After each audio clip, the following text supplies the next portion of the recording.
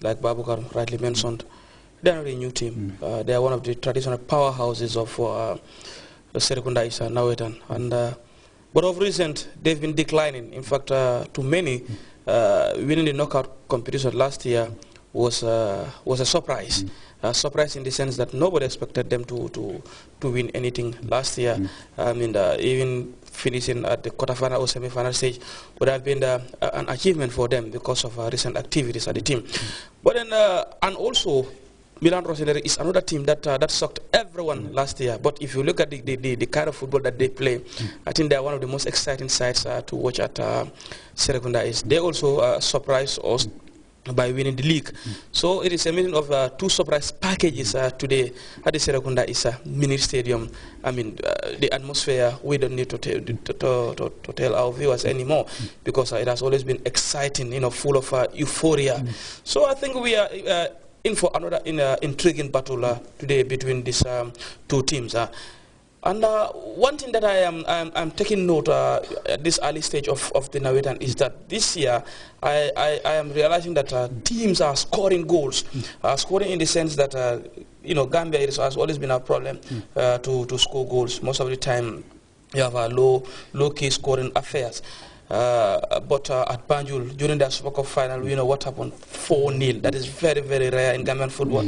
And twice also at Manjai, for them already, I mean, the Nawetan is in high gear. We've also seen twice 4-0 winners.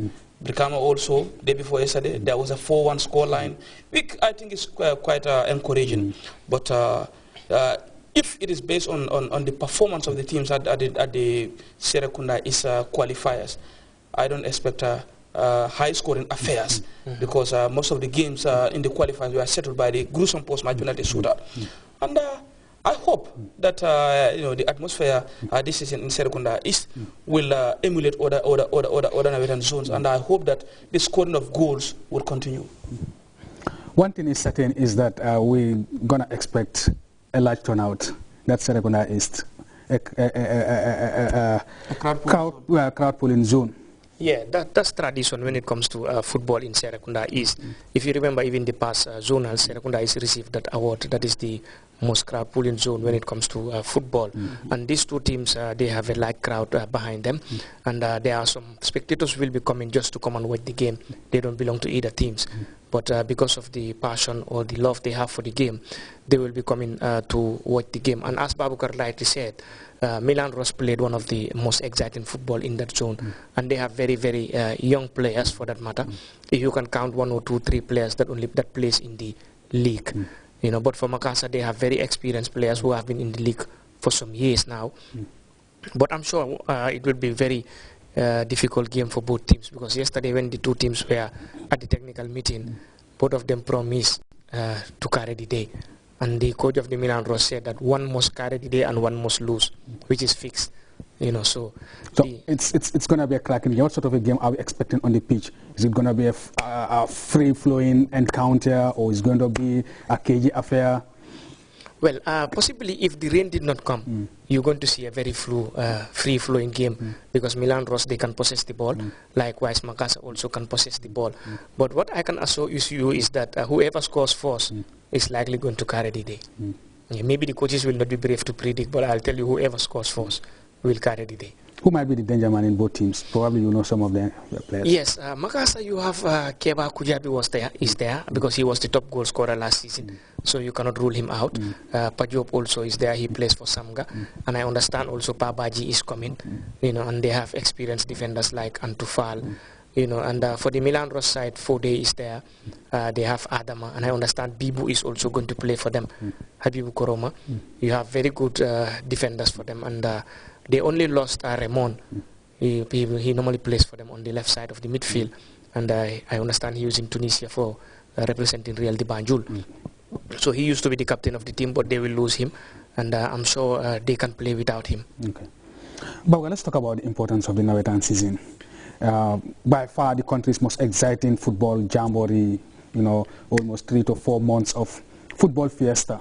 Very exciting, the competitiveness, the atmosphere is all great in all the venues. Well, I think these Norwegian competitions are very, very important. But I would also want to differ with the players that are playing these Norwegians. Because to me, I think this Norwegian should be a benchmark where new talents will be spotted for various national teams. But if a first and second division, let me say, in fact, maybe not necessarily second division teams, but if first division players continue to play in this Norwegian, I mean, that is going to affect the chances of those young players that needs to come up through the ranks. Is very, very important. And you will also see to it that immediately after this end of Norwegians, the season kicks off. And when the season kicks off, they continue with their teams. So it's like they will be playing 1 year round the clock without any rest. And, you know, that could affect our national league. You know, I know there will be a lot that will disagree with me, but left to me alone, I think first division players should not be allowed to play Norwegian, so that we will be able to spot new talents. Because, I mean, there were talents that came through the ranks of Norwegians, and today they are representing the Gambia at the various national team levels. You know, so if the first division players cease stopping the Norwegians, you know, at least maybe second division players can play and other players. It will also give the other players who does not have the opportunity to play in the national league to come up and make a respectable performance. One good example was, you know, I mean, it's Serekunda East, that player of Bolkon who now plays for Real de Banjo. What's the name again? Babukar, you can help me with that. There's this player, I think Mulai. Mulai, yeah. Mulai came through the ranks, and you know, today he's a key player in the National League. Yeah, we have all of even Suleiman Mar came from Abuko United. Exactly. You know. So this is what we need. Do you share what his views? Yes, I agree, totally agree. Because, you know, there's a level a player should be. You should graduate from certain things. The Olaf will tell you, Beda Fawe Sumbote. You understand? If you're up to a certain level playing for the national team, even if the National Association did not stop you from playing, you should stop yourself from playing. Allow the young ones to come. I agree with what Babkar said. It should be a breeding ground for teams to spot new talents, because you see some players just come from the Nawetan straight into the league. Yeah, the league. Example of Famara Jaju, he plays for Medina. They call him Kalon. From the Nawetan, he moved to Real de Banjul. You know, from Nawetan to Talinde United, then to Real de Banjul. He's one of the youngest players in the league.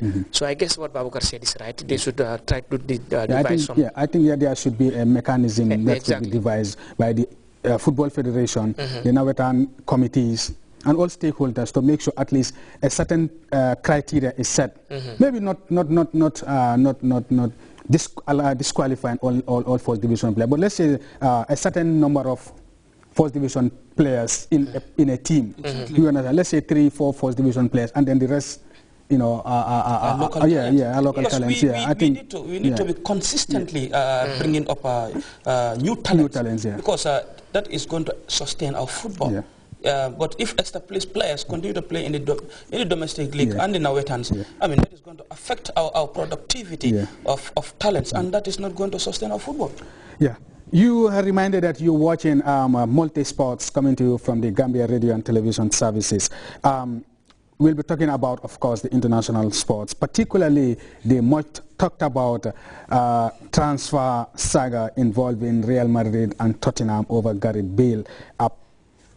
Purported $145 million Gareth Bale move to Real Madrid is nearing or getting closer. But before we go to that, we'll also be opening the lines, and you can also have your say on the program. The numbers are on the screen for you to be able to call and have your say. Before we go to the international sports, Serekunda West are playing their Super Cup final tomorrow. Pencha taking on Carnifing United. Another very interesting cutting razor that would be. And Serekunda West, we all know, just like Serekunda, is one of the biggest Nawetan zones in the country. Yes, Pencha, I can tell you, is one of the oldest teams when it comes to Nawetan at the Serekunda West. It's just like how Rangers is at the Serekunda East. If you go to Banjul, it could be Ngoyan, you know, or Wafi Elminite. Those teams have been existing since the early 90s. I remember when I was still going to school. And if you can remember, Tamsir Mane, who once played for the Gambia national team, plays for Walidan, started in the Pincha. That was in the early 90s, around 1991-92. Last season, they won the league in West. Carnifing won the knockout. So them meeting again in the Super Cup, which is tomorrow, is going to be a very interesting game also, because Pincha lives somewhere in the Pakunda, and Carnifing, the name speaks for itself. So I'm sure the two teams will be very willing to come and play, because Pencha last season had a very good team. And this people I even mentioned for you, Habib Koroma,